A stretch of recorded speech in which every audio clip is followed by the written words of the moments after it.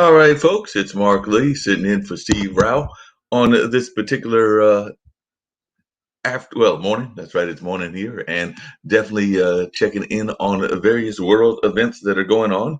And hopefully, some of the folks will be joining us that usually come in, and we'll have an engaging conversation.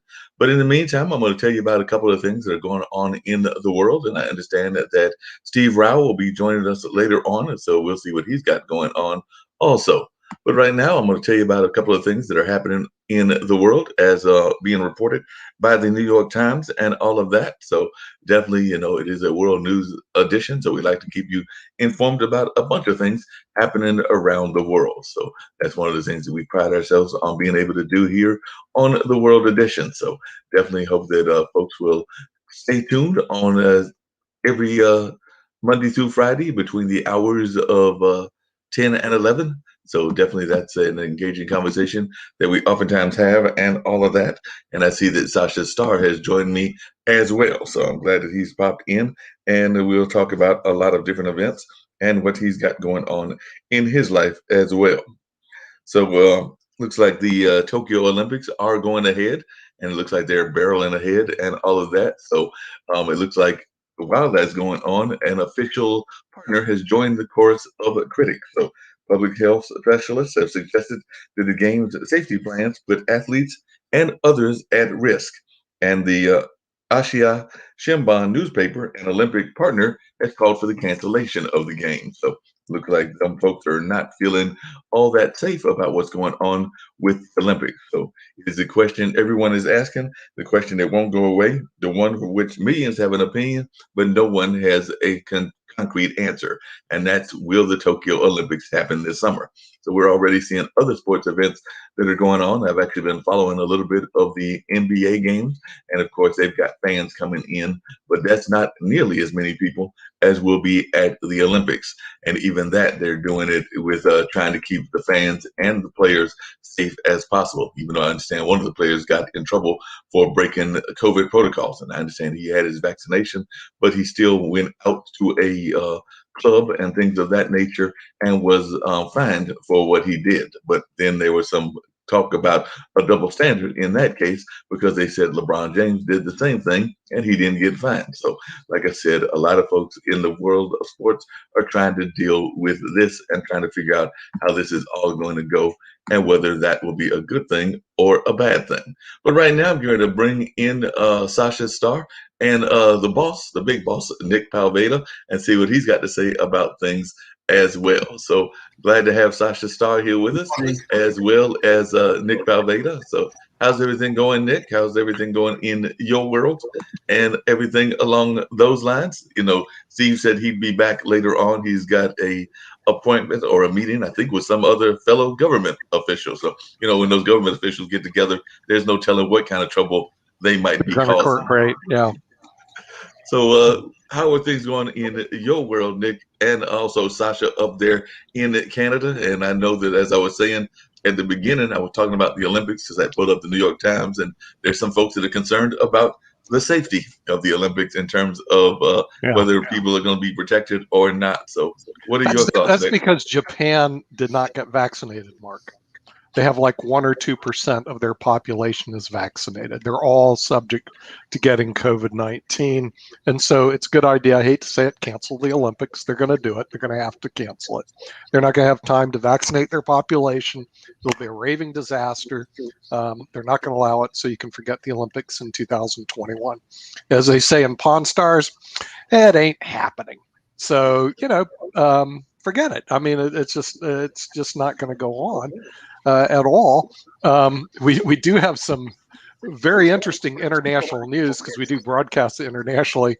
Right. One of the key ones, of course, is Belarus knocking out Ryanair Air out of control, so that the king of Belarus, whoever that guy might be, king, dictator, or self-appointed, whatever, has decided sua sponte, as they would say, to take out his political opponent no matter where they are in the world by chasing down the airplane. My question is, can he do it? Obviously he can. He did it. Is it the right thing to do? Argumentatively, from his side, this guy's a terrorist. He incites riots, etc., like that. But according to Ryanair, wait a minute, that's our plane, guy.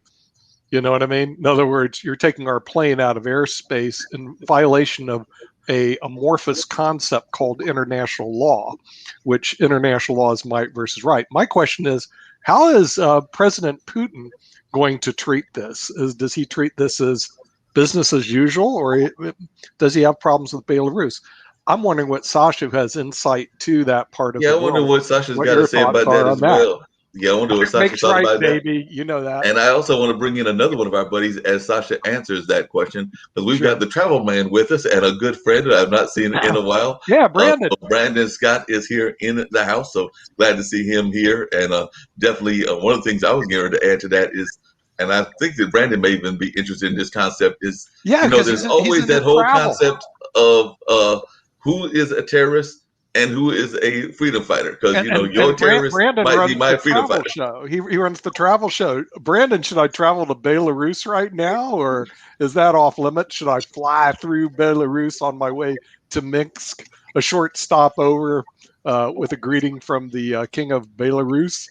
What are your thoughts on that? That's a good question. We got two people who have some opinions, I'm sure. Mm-hmm. Oh, I mean, I certainly think that international law has got to be upheld to a certain point so people can travel. Yeah. Right? You have to. You can't be afraid if you're hopping on a flight from New York to London that Newfoundland's going to shoot you down when you fly through their airspace, right? So much in the same way, you have to have some sort sense of normalcy there. But I do think in general it's still safe to fly. I mean, it's safer to fly in a plane than in a car. Statistically speaking. So to fly in a plane versus drive in a car, I guess we don't fly in cars yet. But I'm certainly not afraid to get on a flight, but I do think that you have to be aware of the geopolitical circumstances in the countries you're traveling to. You should do at least a quick Google search and probably don't travel somewhere where there are ongoing troubles or strife. So if you're on a flight that's flying over some of these folks' air territories, I guess we would call them.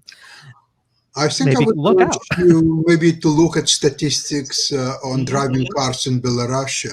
So that would give you maybe some indication how is it safe there. Now, about speaking about Putin and his reading of this incident, how it's not a tragedy. It's not well, for some people it is. Business as usual, baby. Certainly it is. I think Putin is taking a very smart approach. Look, Ryanair, it's not my airline, it's not my plane. Okay, Belarus, it's not my country. It's an independent country. But you know what? I, on my own experience, know what kind of independent country Belarus is. It depends which way. Once I was traveling from Moscow to Warsaw, and I decided to take a train. Usually I flew, but I decided to take a train just to see how it like. Well, I had first class ticket, everything was fine, and I inquired if I need visa because the train is going through Belarus. I inquired the travel agent if I need visa to go through Belarus. He said absolutely not, because it's the same space internationally as Russia. It's like a friendly country. They were talking about at that time to make it one government and govern all that together as a single entity. So, okay, so the travel agencies, you don't need visa, so I don't need visa. Great. So I'm traveling. Now, there is no border between Russia and Belarus. So the train just going through, you don't even know at what point. Really? Wow, I didn't know that. No, you don't even know that you already crossed the border. You don't get stopped and the people look at your passports, I think. Everything is wonderful. Really? Now, as a Canadian, I didn't need visa to Poland because Poland is part of the European Union, so everything is great. Now, something strange happened though when train arrived at Brest. Now, before you can go out of the train, the police is coming into the train and they open on the door and they're checking everybody. So they're asking me where I'm going, and I say I'm going from Moscow to Warsaw. So I have to Oh, change. so you went to actually Brest of the famous Brest-Litovsk Exactly. treaty, where Brest-Litovsk. Poland was divided between Russia and Germany, and of course Britain declares war on Germany, but not Russia, and I don't get it. But didn't they both take over Poland? Well, actually, that one I can explain quite easily. Yeah, please do. I'm always curious. Well, they had a treaty with France, England, and Poland. Right. Yeah. England and France failed to make the same treaty with Russia. Okay. So if Poland is attacked by Germany, and that treaty was specifically against Germany, and Russia, although it was on the side of Germany, somehow it was not Germany proper. Oh, you're kidding me. Is that what happened? So the thing is, this is sick for the viewers who want to know about the sickness of World War II. Okay. Apparently, Sasha, you enlightened me. I had no idea why that happened. I know they had a Treaty of Brest-Litovsk, which was really the Russians and Germans got together to rip apart Poland. No. It was a Munich. It was a pact, Ribbentrop-Molotov, which was signed in Moscow in Stalin's personal office. Okay, got it. So there is no discussion. There was Stalin. Right. But Britain had a treaty to defend Poland from Germany, but not from Russia. So even though Russia invaded Poland, they got an exemption, but Germany didn't, and that started World War II. That is incredibly stupid. Russia was smart enough to invade Poland about 2 weeks after Germany did. Yeah. So Stalin says, "Okay, you start. You got your half. I get my half. We see what's happening, and then we'll go in." I got another question. Not that I like to belabor this point, but why does Russia and Germany need Poland? I mean, what's exciting about that place? I mean, what's the big deal? Because of the Poland, Russia, and Germany, they could not directly fight each other. Because that's right. It's a good buffer in between. Right? So once Poland is eliminated, now they're free to fight.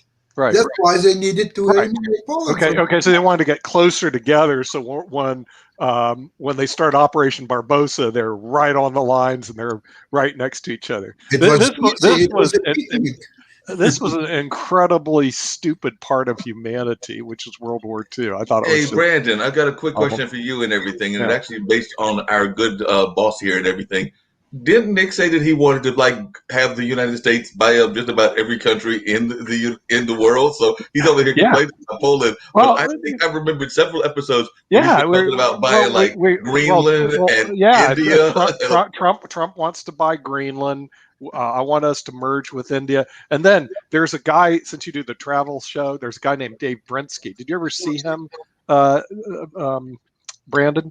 He has like 4 million views. Okay, you got to go look at him. He's like pushing out a lot of stuff on Facebook. He gets 4 to 6 million views. And he did a show on Turkmenistan. And I had to watch it because I don't know much about Turkmenistan. Half the population watching this don't even know where it is. Okay. And he went to the capital and he goes, it's a very interesting place. Apparently it's very wealthy because it has a lot of natural gas, like 90% of the natural gas resource. So there's 1,000 buildings, white marble buildings that are built basically empty because no one lives there. And he goes, here's the funny thing on the internet. Okay, they don't watch IBM TV, International Broadcast Media, or they don't watch us through P.O.D. TV. Why? Only 1% of the population has access to the internet. 1%. So if you do a show on Turkmenistan, okay, nobody's going to watch it, Brandon.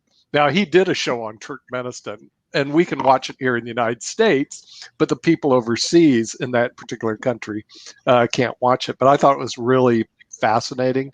In terms of a country that gets no love here, and we get no love there because think of this. Frankly, nobody has access to the internet over there in Turkmenistan. Now that's near your neck of the woods, Sasha. It's part of, I think it was part of the old Soviet Union at one point in time. But did you ever go to Turkmenistan? Was there any chess tournaments? Remember they had chess tournaments in Kalimanka, wherever the heck that is, because you had that crazy guy that was head of FIDE for a long time. But did you ever venture in Turkmenistan? Brandon, did you ever go to Turkmenistan? Does anyone go to Turkmenistan? I don't think anybody's been to Turkmenistan, but I actually had a question for Brandon, and it's actually based on something that you just said, which is the power of social media.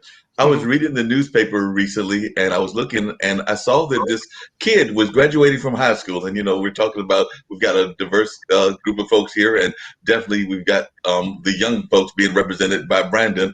And he decided he was going to have a party on a place in California. And he decided that he was going to do this whole video party for his graduation. And he said he was going to have this big blowout, and he announced it and he put it on Facebook. It was going to be in, I believe, Huntington Beach. He then put it out there, and it just basically grew out of control. So basically, it wound up being in two different places, and the police wound up stopping it. So I was wondering if you had heard about this, because it was all over social media. This young gentleman that was having this whole blowout and using the power of social media, and now they're saying that he could be an influencer in the world of social media based on the fact that he basically wrecked two towns with a party. Well, I mean, I think to kind of address both of these questions, I think, as far as what Nick was saying, as far as, travel to some places that aren't frequently traveled to, I think the thing you learn when you travel and when you get out a lot, we have lots of scare tactics, right? We're always kind of divided against each other in one way or another. So, I've had friends that have traveled to places that, you're not supposed to travel to, right? They've traveled to Iran and to Syria and to places that are dangerous.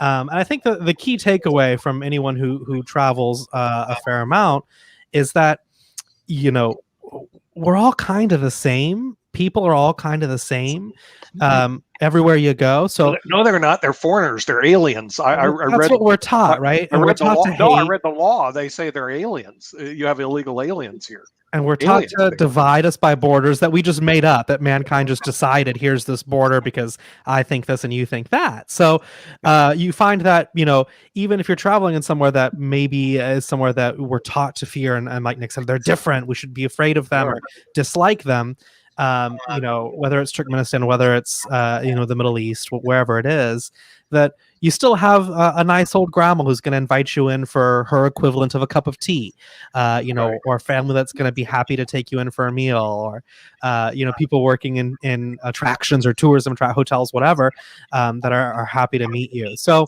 I do think that, people should get out and travel more. And I think, there's a couple of influencers recently who were doing a lot of Middle East travel. In fact, the UAE had a big social media campaign, and Saudi Arabia had a big social media campaign for tourism, and they brought influencers. That was their campaign. Yeah. So if you're a person that lives on the internet, you started to see all these well-to-do travel influencers, going to Saudi Arabia and having like the experience of a lifetime that was, funded and put on by the Saudi Arabian government to try and promote tourism. So when we talk about social media and talk about influencers, I haven't heard about your specific story, Mark, but Huntington Beach is there's a great sushi shop down there if you ever get down to Huntington Beach. But anyone can become a social media influencer, and people, I think, have learned to take it a little more seriously, whether it's in the great big storm on Area 51 that was supposed to happen a few years ago that was just a joke troll Facebook post that then the government had to start actually training and preparing for potentially thousands of people to storm Area 51. That happened a few years ago, or whether it's something more recent like the GameStop surge, which happened from folks from Reddit who just decided they were going to rally around certain stocks and play and do certain things. I think people don't take the sense of community seriously enough. We hear a lot about, from older generations, everybody's hunched over their phones all the time. And I've seen pictures from the 1920s where everybody's on the train hunched over their newspapers. Whether it's a dime novel in the corn crib, we've always found a way to avoid talking to each other. The nice thing about social media is that it lets us create that community. By the way, check this guy out. His name is Drew Binsky, Binsky. He does a travel show. He gets about 4.5 million views, each one of them. And it's not expensive for him to produce it. I've already looked at his show, but go check him out, Brandon, because I'd like to reverse engineer everything Drew Bensky did.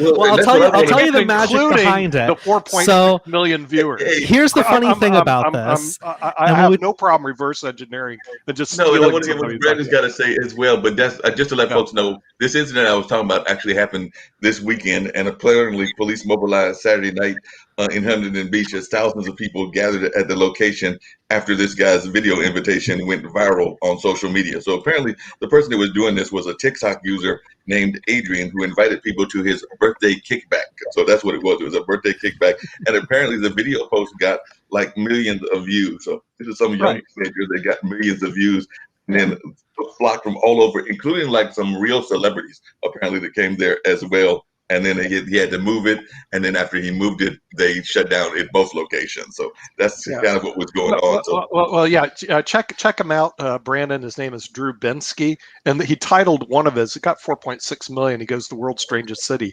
Ashgabat," which is in Turkmenistan. Apparently, it's the capital. And see, Brandon, here's how we will reverse engineer it. We'll say the world's strangest person now in the world's strangest city, and then you just upstage him and you go to Turkmenistan. Well, I'll tell you, I'll reverse engineer it for you right now and explain how social media and travel work so well together.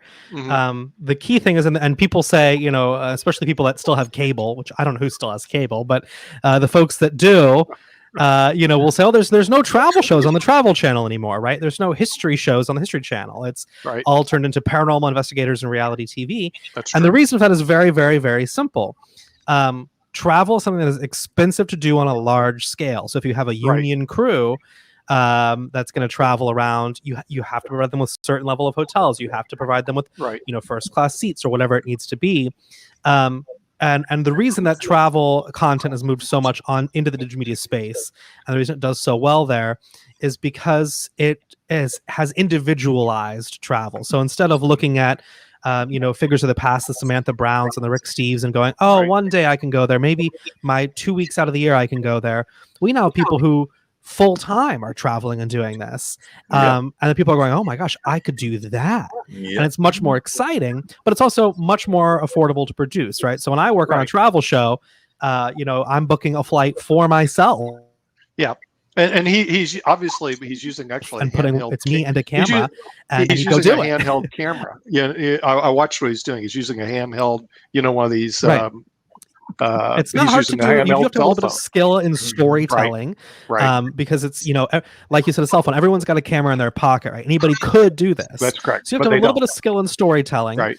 You also have to have a lot of motivation, because it's a lot of work. When you're it's a lot of work. You're doing. I saw when he was doing his post edits, you could tell he was doing a good job on the post edits. It wasn't like he just snapped his fingers and got it done, but he did get 4.6 million views, and.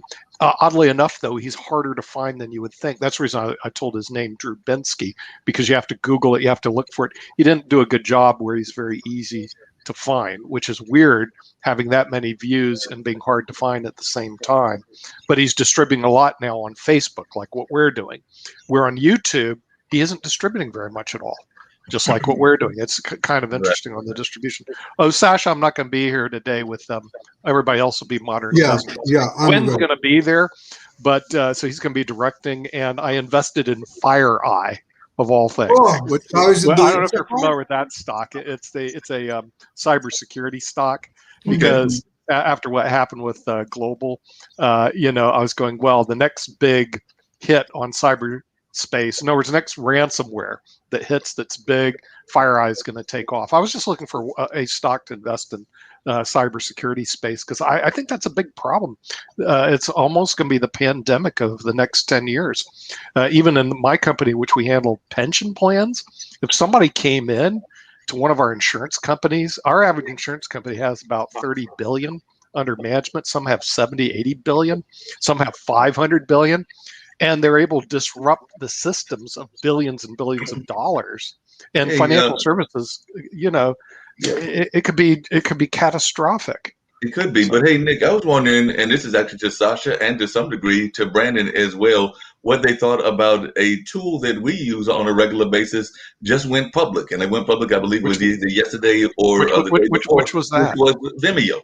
Vimeo just Vimeo went public? Really? I didn't know that. It just went public? It just went public. Yeah, Oh, they've been okay. planning it for some time actually. Yeah. They had a CEO come on in I want to say like 2010-ish Right. era, that made a critical decision in their structure to not compete with YouTube. They said there's just no way we can compete with YouTube. We can't do it. Yeah, We're never YouTube's going to be got that big space. platform And for their the Google consumer. owns them on top of it. Right. And they decided to go for business tools instead and focus on video for business. So instead of being a platform where you share video, they're trying to be more of the infrastructure behind it. You know, if you're a CEO that wants to give a presentation to your company around the world, a secure way to do that. So yeah, there's actually a great podcast by the folks at Vox, do a Recode. It's called Recode's the podcast. And they did a great interview with the CEO and talked about the decisions that she'd made along the way to do it. You know, it's been coming for a while, and I think it'll do well because I think they've pivoted really hard to acquiring software and hardware to be, you know, the video for business tool.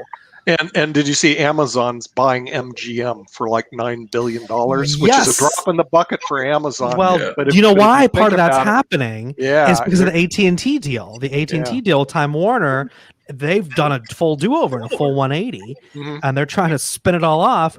And I don't know if this is true, but I've heard inklings of this on the internet when I've read about it, that part of the reason that Amazon decided to go forward with the deal so aggressively in this time frame is because they had been aware ahead of time that was going to happen with Time Warner Media. So I think we're going to see a lot of mergers in the media space. Well, Amazon wants to compete against Netflix. They're sitting right now in the number 2 Everybody position. does. Everybody they're does. sitting number 2 between Netflix is number 1, Amazon Prime is number 2, right? And then of course Apple came in, and so did Disney. So you have all these streaming media companies competing, but the tech companies like Amazon have big bankrolls. Netflix doesn't.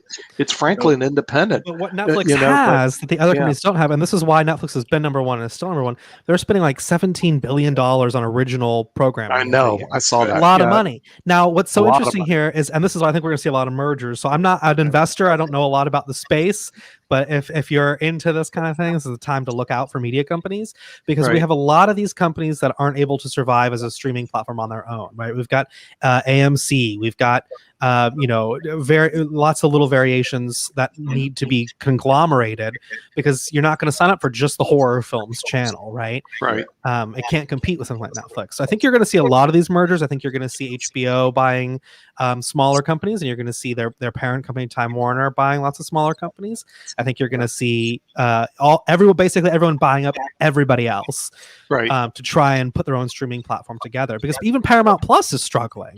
But Paramount Plus is part of CBS Viacom, from what I understand. Right, that's their streaming service. And the thing is, so they're going to need to buy a lot more content. Right. In other words, what they're doing is, I understand there's actually, oddly enough, there's a dearth of good content out there, and our studies show that there's more and more people looking for content. And it goes for top dollar right now. In fact, it does go for top dollar. The two unions. Brandon, it's crazy money that's out there. It's insane. Crazy money out there. And one of the things that I've been seeing is that we've also been seeing other industries have been coming out, and I think Sasha had his hand up as well, because I've also noticed that there have been like event platform, because we have definitely in the last year and a half gone into this virtual space. So I know that probably I'll not be surprised if Event Gives and Wovo, if they're not already public, if they don't go public, because a lot of times people are using those when they're doing virtual conferences as part of their infrastructure. So things along those lines we're also seeing as well. So Sasha, did you have something? I saw you had your hand up. Okay, speaking about all those companies going public, I'm not going to evaluate their project as a pure business is concerned. When you are going public, you are competing for attention of investors who have not opportunity, but every day there are tons of different companies vying for attention, and some of them are giants. Like, for example, today NVIDIA will report after the market close. It will report its earnings. So let's see investors who are buying NVIDIA stock, they will never touch Vimeo stock. It's different universe. It's the same people who drive Rolls-Royce, they will never try Chevrolet, for example. They will never, they said, what is a Chevrolet? Is it It's a little toy for my grandson. What should I do with that? So you see, this is so they have to find their niche, and they have to grow their base of fans, their shareholders base, and so on. Where's they going to get that? Are they going to talk to people who invest in Nvidia or Amazon or Google? Well, No way. Here's what's interesting about this, and this is where I think it'll be interesting to see what happens, because I'm not at all savvy in the financial space, but just from media companies I and found studios. Vimeo stock. Here it is, straight down, baby, straight down from the opening. They'll have a hard time. But I think part of the interesting thing here to look at, more so than companies going public, is these mergers that are going on. Because the thing about and the thing about media is that, or Hollywood, or whatever you want to call it, it's all kind of blending together now, is that I think for investors, it's a little bit sexy, right? To have to be involved there. I could bet on the Toyota that's going to run forever and make me money and do well, or I could have that really fun, flashy Mustang, and have a little piece of this Hollywood puzzle. So I don't think we're going to see it so much with companies that are going public. I think we're going to see the companies that are already publicly owned, that are trying to merge and trying to buy up smaller companies. I think that's where you're going to see a lot of play. They can do that. They can do that with a tax-free. They call it tax-free organization, otherwise known as 368A1B. For those who don't know this is like the first thing you learn in corporate law. The minute Vimeo goes public, it looks like it's going to end out about $40 to $50 a share, and they want to acquire something like International Broadcast Media that on Pod TV. They can do an acquisition by them giving us stock, we giving them our stock, and there's no taxes. And then all of a sudden you own Vimeo stock, and what they use is their stock as currency. We'll give you 100 million for your thing, and it's no cash transaction. What they do is just float their stock over this way, and you float that stock over that way, and now all of a sudden you have a liquid asset. That goes on all the time, and the funny thing is, it's a non-taxable event. So when a big company acquires a small company, the key thing is, look, is it a cash transaction, or cash and stock transaction, or an all stock transaction? When they do an all stock transaction, they can offer some multiples that just are senseless. I think part of it now too that we have to think about is that there's a lot of attention here. I mean, if you remember when AT&T bought Time Warner, or merged with Time Warner, they went to court for it. They were shut down. They were not going to be allowed to merge the two companies, and AT&T actually went to court and made the arguments, which is not. Did he freeze? Brandon actually froze. Do we have another guest on the back there? Mark, you have to work the boards. I can't work them. There is, but he's doesn't have his camera on right now, so I'm trying to see about getting him to get his camera on, and that's Devonish. Oh yeah, am I still frozen?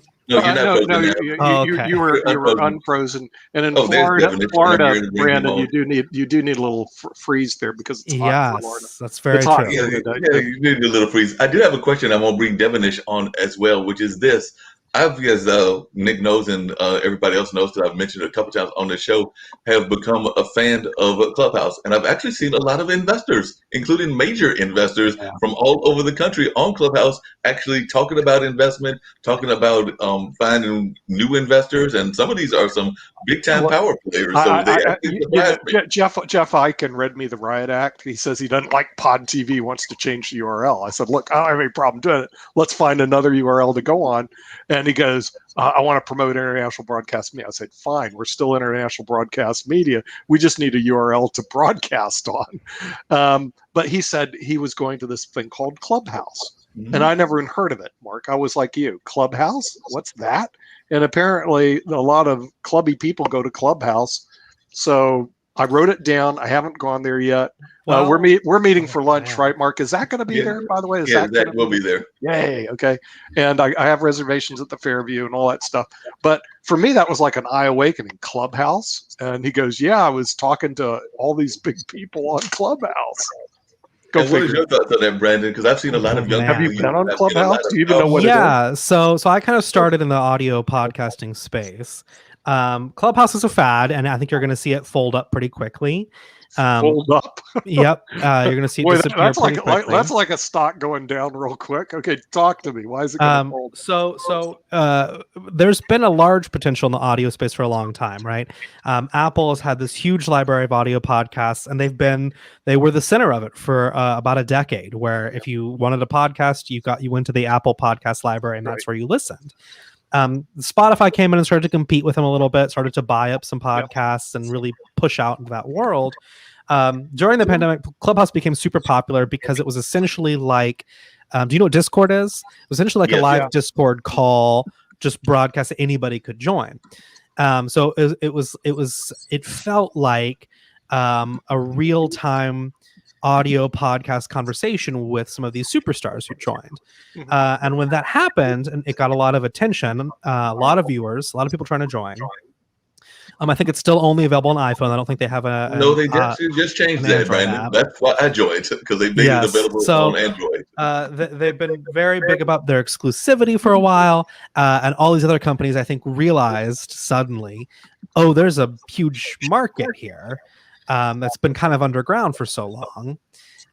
Most of podcasting used to be advertiser supported. Apple recently announced that they're going to, after ages, 15 years probably, of hosting audio podcasts, they're finally going to actually do something with that platform and monetize it, because it was just always a byproduct of the music. So Spotify's announced something similar. Now we see Facebook's developing a Clubhouse-like feature. Twitter's also got a Clubhouse feature that now they're offering paid ticketed events, so you can sell tickets to your audio room. I think you're going to see the rebirth of podcasts get really big. I think Clubhouse is going to fold up because they aren't the core of the podcasting infrastructure. They're, I think, the HQ trivia of it, right? They're that hot button thing that happens and everybody goes, oh, this is interesting, and then disappears, while the people who have actually run and hosted this space realize they can monetize it and make it into something really successful. Wow. Okay. All right. So you're down on Clubhouse.com, whatever the heck it is. Yes, down on the Clubhouse app. I haven't even looked at it. Very by up the time on, I get there, on podcasting, the audio podcasting space. Yeah, if I get there, and by the time it's dead. That's kind of like not good, Yeah. So if you're going to get into it, now's the time. Now, listen, I was saying earlier, SAG and AFTRA, the two unions that do a lot of media, are in talks to likely significantly raise some of their minimums and some of their rates and most of their contracts, because content is so intimate. So if you're interested in the space, if you're maybe an investor, I think now's the time to don't try to play with these companies that are coming and going. I think now's the time to find a small startup that is producing the content, because if you're a podcast producer with an audience, your ad rates in the next year are going to go through the roof. Your viewership's going to go through the roof. Your distribution channels are going to open up. Facebook and Twitter, all these other places as distribution channels. That's why so if you're a content creator, it's a really good time to be doing it right now. And that's actually what space I've seen has been the biggest space in Clubhouse, has been the podcasting rooms and some of the social media discussions, because they're definitely social justice discussions. I should put it that way. There have been several of those that I've seen that have been in the room, whether that's been around race issues or around feminism issues or things along those lines. And definitely I've seen a lot of podcasting and podcasters that have been in there as well. As a matter of fact, if we were still doing Podcasters Thursdays, we probably could recruit tons of guests on that show. Because as a matter of fact, I've got one of them coming on this evening for the online dinner party that I met on that app and everything. So she comes out of that. I'm still trying to get podcasters in to be like a D-League, to develop them as TV. And now it's our new meeting. They keep rescheduling with the people that founded he actually worked for the BBC as a showrunner. He sold Dancing with the Stars to ABC. He's what they call a showrunner. I'm meeting with him now, June the 3rd. They keep putting the meeting back with him and his attorney to take one of our shows, Lawyer's Den, and I call it upstream it and send it maybe to ABC or a major network. But then the more I look at this upstreaming, that everybody dreams, hey, I'm gonna put you on a major network. You go A&E network, all other stuff. If you look at the numbers on these major networks, guess where they're going, up or down? Probably going down. They're going down. Yeah, CBS viewership is down this year 20%. They're really, hey, Mark, they're major networks are really struggling. What are they struggling against? social media and podcasters. Social See what I mean? media. In other words, all these little networks. And on Media Monday, we had the guy who was the C-Suite network was on, and he already has 90 million viewers. And our we always try to look to make sure he does, but if he doesn't, he has got a lot on the C-Suite network. And then the guy from Easy Sports Network also has major distribution through Reuters. And so what happens is that what we've been seeing is that these small networks are getting traction and they're taking away from the bigger networks. So we're going to work hard to upstream into the big networks who are going to start losing market share. How do you like that one? In other words, to the stuff that we're doing. It's just a really weird phenomenon. But at the same time, again, we haven't negotiated that. We're meeting with the attorney, all the details about that. The thing is, there's still opportunity to actually broadcast through both. In other words, I think we're going to see is more distribution being multimedia distribution rather all on one platform. In other words, why not use multiple platforms and use multiple profit centers? In other words, you could take a show like Lawyer's Den, put it on, let's say, ABC one night, and then also you could run it through YouTube and get profits there by putting the commercials through the YouTube channel too.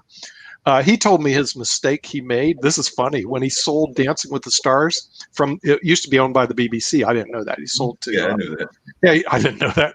He sold it to ABC, but they forgot to retain the international rights. So what happened is ABC went around the world and created Dancing with the Stars through all these other countries and made a fortune. I mean, and so I just find that to be fascinating, and that's the reason we're meeting with the lawyers. What's happening in the space now? I mean, the you say network TV is going down. What's happened in entertainment, film and video and TV entertainment, is the opposite, I think, of what's happened in retail. Right? Yeah. It used to be if you wanted to sell your product, your show in entertainment, you had Walmart or Amazon to go to. These big. He froze up again. He goes up again. Yeah, I was gonna beat him up with this guy Drew Bensky, who has 4.6 million views. If people want to know how powerful that is, Larry King, which used to run Larry King Live, he folded when he had about 800,000 views. In other words, you can be on the air on major media with about 900,000 views or 400,000 views. This guy already has 4.6 million views, Mark. On social media. So and this is one of the problems that media faces. A guy like Drew Bensky hey, look, if Brandon goes around the world with his little camera and gets 4.6 million views, he's a world unto himself. He's got a big following. I'm sorry, yet he's a guy that we've never heard of. He just has it through. It's the power of that social media change. So I'm just waiting for Brandon to get his 4.6 million views. That's all. Yeah.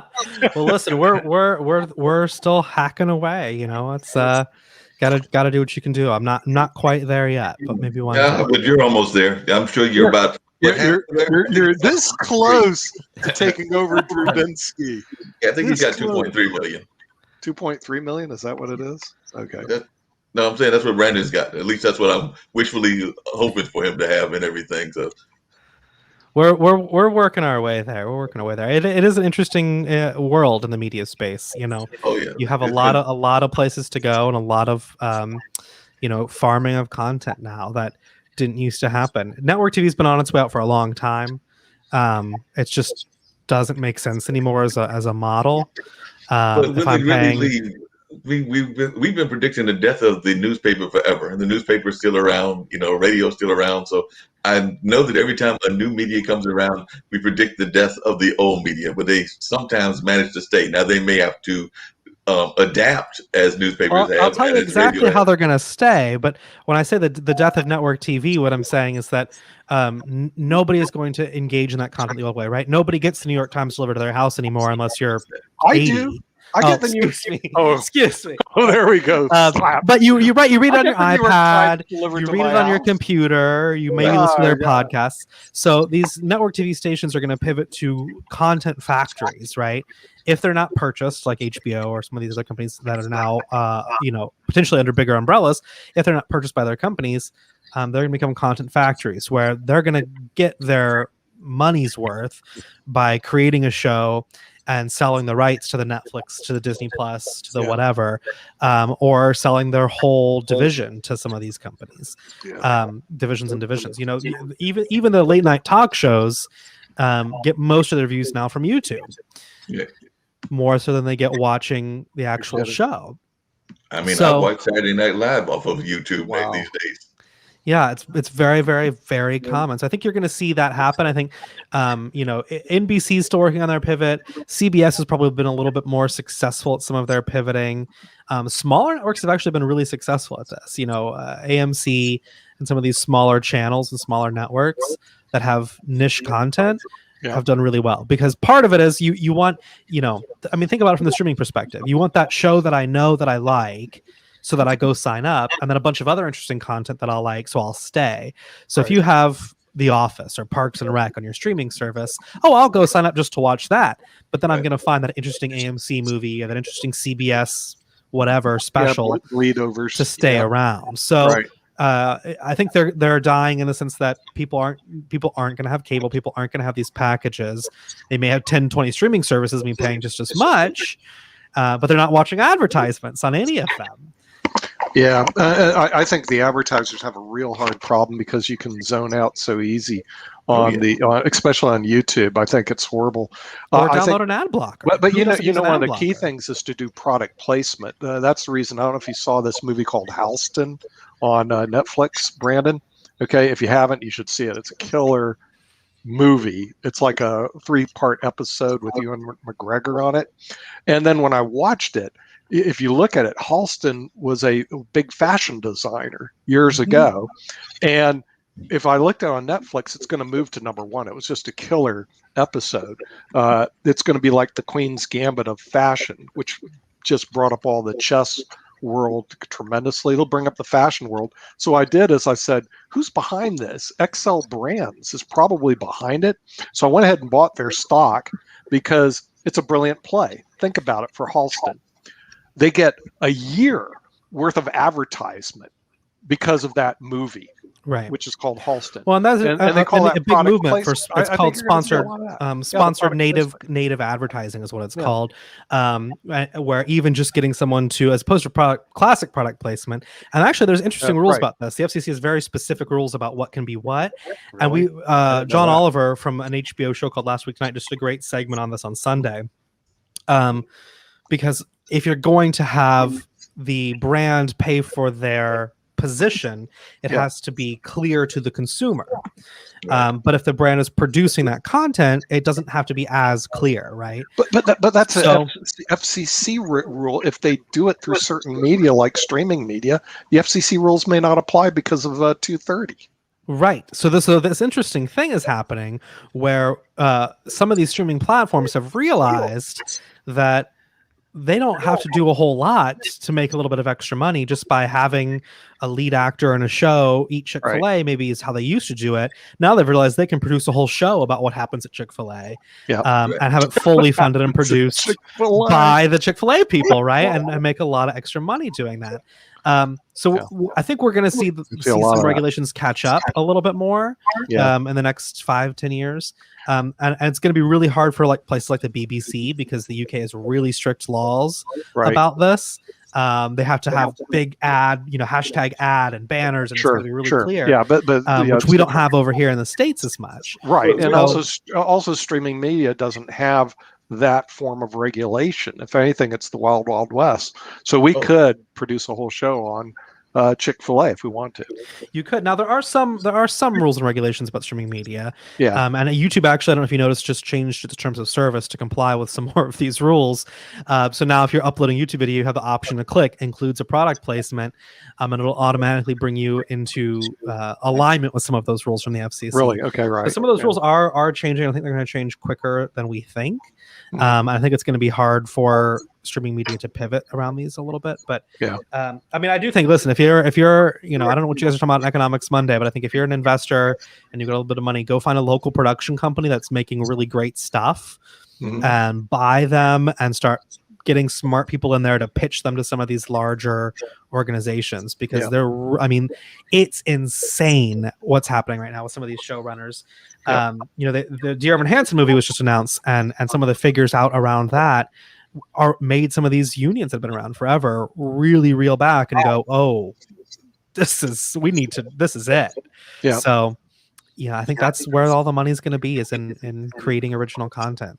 Yeah, I think you're right. And by the way, Steve has popped back in, so I think he's going to do his monologue at the end instead of the beginning. And so we're getting ready to bring him in at everything and see what he's got going on. Okay. So, Well, Steve, I know you have your big meeting. meeting. We were worried about the fact that they might have done something radical to you in the government and everything. So we're glad to see that you survived your meeting. That's always a great thing to have happen. We've been talking about media and some of the social media and all of that. So we've been having an engaging conversation, and definitely was enjoying that. And, you know, just one of the things I was going to shout out to you is, I don't know if you noticed this before we toss it back to you, but, you know, here in the North Carolina area, our beloved hockey team, and yes, I wasn't even a big fan of hockey even when I went to Milwaukee, but I am a fan now. They won the game in overtime yesterday, so they're up 3-2 heading to Nashville, and hopefully they can wrap it up and go on to the next round. But they did win a thrilling game with a Jordan Stahl shot at the overtime. They've been playing like back-to-back-to-back overtime games. So if you're a hockey fan and you're a fan of the Hurricanes, they might be seriously the new cardiac kids. Yeah, we're excited. Well, thank you so much. And I was actually, well, the good news for the Pod TV team is that he's probably we're going to work with him or one of his colleagues to come on as a guest. But I was on a radio interview with Congressman Raja Krishnamurthy, who is one of the Indian American United States congressmen. He's named the Indian caucus the Samosa caucus, so it's sort of funny. But he says that they're a spicy bunch of Democrats mixing things up. Is he a friend of Marjorie Greene? Are they good buddies? I don't think so. Sure? But he actually is an interesting guy. So he's an immigrant from India who went to Princeton and Harvard Law and worked for Obama when he was a U.S. Senator, ran for state treasurer, lost, ran for Congress, lost, ran again when Duckworth went to the Senate. So he's been in there since 2017, and quite an interesting guy. So I guess that's the best way for me to close out the monologue today. I told him about the exciting stuff we're doing at Pod TV, but you know, we were recapping what a year COVID has been, and the congressman was emphasizing the importance of the American Rescue Plan, the American Jobs Act, the fact that we're vaccinating up pretty quickly to almost about half the population now at least has received one dose or is actually fully vaccinated. And moving forward, the biggest issue the congressman uttered is the lack of votes in the Senate to get many of these things done. So I think it's very important for us on Pod TV. You know, we talk about a lot of great things, but it starts in the House and then it's got to go to the Senate. So immigration reform won't happen unless there's votes in the Senate. The George Floyd Policing Act, it's been a year now since the death of George Floyd, still no votes yet on the Senate, right? And so this is a problem. And I wore purple on purpose again today when I interviewed him because I said, well, how can we get blue and red working together for bipartisanship? And on this show, Pod TV, we want to encourage new ideas and respect each other to make sure that we are moving the needle along and having these healthy conversations. So that's my closing monologue today. I didn't really come in with a prepared piece. We have a special guest tomorrow, organized by Nick P.O.D. And Brandon Stewart, it's great to see you. And I'm having an email issue. I'm out of storage. Who's the special guest tomorrow that we organized? I think you sent something, or we're all special guests. Okay. Yeah, I know. I have a tight schedule tomorrow because I got a homeowners association meeting. One of the most exciting things I do. You know, I sit on a homeowners association. Board. I sit on our homeowners board. If you want to see a bunch of people complain, go join a homeowners association board. They complain about ridiculous things. Mark, I do have one way to close out the show because I think Sasha Starr, real quickly, and we won't talk about George Floyd anymore after today. But he asked a very relevant question: is who was George Floyd? And I actually watched a show last night, Sasha, on ABC News, and it talked a little bit more about who he was. So he was a great football player, a great athlete. He had some trouble with the law a number of times in his life, might have had some drug issues, but he went through rehab. But he was a beloved son. He was a loving father. He had many, many friends in the community because he bounced back from his mistakes and actually was working to mentor others. And so I think the sad part of his death was that, it just happened at the hands of someone that, put a chokehold on his neck and, treated him like, not a human being. And, I think if there's any good that we can take from his death, it's just the fact that it's forced us to have, in my opinion, possibly a more serious conversation of race relations. But let's see how much of it is lip service and how much of it we can actually get done. Since he's died, there's been about 1,000 Black Americans still killed at the hands of police. And so, anyway, I don't know if anyone has anything to add about that, but Sasha, you raised a good question. I mean, I think it's also important to look at who are they? Why are we talking about them? And of course, the media. I was thinking about Nick P.O.D last night because I watched every news network, and every news network was talking about what? George Floyd. Yeah, but also in some respects it's irrelevant. Let's say he was let's say he's a thief, okay, or he's a robber, or whatever. Still, the police aren't the judge, jury, and executioner of any crime. So even if he was a criminal, that's not their position, is to sit on people's neck and execute them. That's the position of a jury, a judge, and a free legal society. So what the police officer did was wrong because he is not the judge. And so the message to police officers, whether they think it or not, they are not the judge.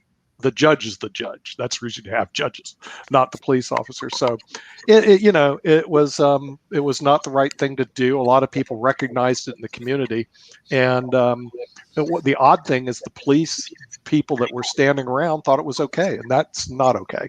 No, that's that whole bystanders. Yeah, that's that whole bystander syndrome, and that's been going around ever since Mark, Genovese. The bystanders wanted them to stop. I mean, you saw that, but the police bystanders were backing Chevron. What the heck were they thinking? I mean, this doesn't take a lot of thought. If you got somebody choking somebody, that's wrong. Hello, especially he's cuffed on the ground. Come on, they didn't get right. They didn't know right from wrong at that age. Are you kidding me?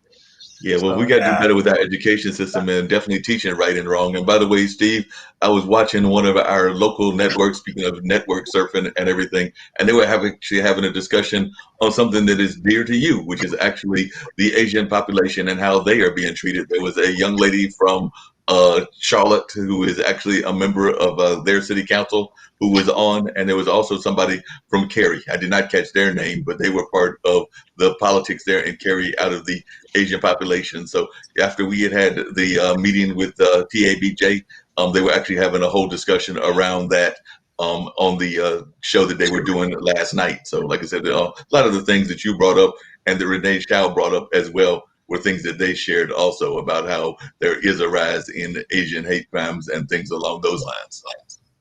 Yeah, I know. And I'm actually meeting with Renee Chu next week about following up on maybe some additional stories that she and I worked on. So, I think it's interesting to see how we continue this conversation moving forward.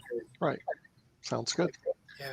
Definitely. So that's going to wrap this edition up. Glad to sit in with Steve. He'll be back in the leadership position on tomorrow. So I was glad to pop in and give that aid.